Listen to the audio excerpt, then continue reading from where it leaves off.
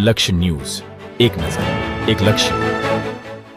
ડભોઈ તાલુકાના કાયાવરોહણ ગામે ખેડૂત તાલીમ શિબિરનું આયોજન ગ્રીનલેન્ડ બાયોસાયન્સ પ્રાઇવેટ લિમિટેડ અને કૃષ્ણા એગ્રોના સહયોગથી કરવામાં આવ્યું, જેમાં મોટી સંખ્યામાં કાયાવરોહણ તથા આજુબાજુના ગામના ખેડૂતો ઉપસ્થિત રહ્યા હતા. ખેડૂત આજે પગભર થઈ રહ્યો છે. દરેક ખેડૂત પોતાના ઉત્પાદન કઈ રીતે વધે તે માટે તાલીમ લઈ રહ્યા છે. તેવામાં ડભોઈ તાલુકાના કાયાવરોહણ ગામે તીર્થ સ્થાન કાયાવરોહણ લકુલીશ મંદિર ખાતે ખેડૂત તાલીમ શિબિરનું આયોજન મોટા પાયે ગ્રીનલેન્ડ બાયોસાયન્સ પ્રાઇવેટ લિમિટેડ તેમજ કૃષ્ણા એગ્રોના સહયોગથી કરવામાં આવ્યું હતું.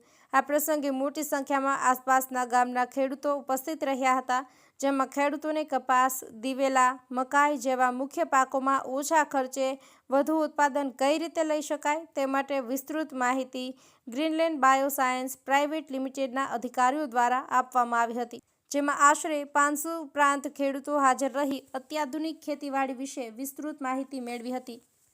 નિરંજન ચૌહાણ, ડભોઈ. ઓકે, શું કાર્યક્રમ આજે અમે કાયાવરોહણ ખાતે લગભગ 450 જેટલા ખેડૂતો એક ખેડૂત ટ્રેનિંગ શિબિર કપાસ, પછી દિવેલા, શેરડી અને અન્ય શાકભાજીના પાક માટે એક ટ્રેનિંગ સેશનનું આયોજન કરવામાં આવ્યું હતું. અમારે જે કૃષ્ણા એગ્રો, કાયાવરોહણ, નિર્ભીકભાઈ અને ગ્રીનલેન્ડ બાયોસાયન્સના સંયુક્ત પ્રયાસથી અમે આયોજન કર્યું છે. આખા સેશનની અંદર ખેડૂત એ જ ખર્ચાની અંદર અથવા તો જે મિનિમમ કોસ્ટની અંદર કઈ રીતે સારું ઉત્પાદન લઈ શકે.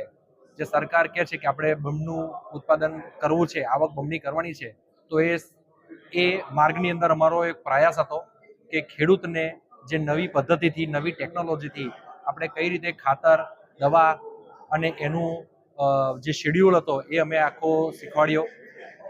ખેડૂતને ટ્રેનિંગ આપી કે નવી ખેતી પદ્ધતિથી તમે કઈ રીતે ફાયદાકારક ખેતી લઈ શકો છો. અને આખો પ્રોગ્રામ એક સંયુક્ત પ્રયાસ બહુ સરસ રહ્યો. ખેડૂતોને ઘણું સારું માર્ગદર્શન મળ્યું.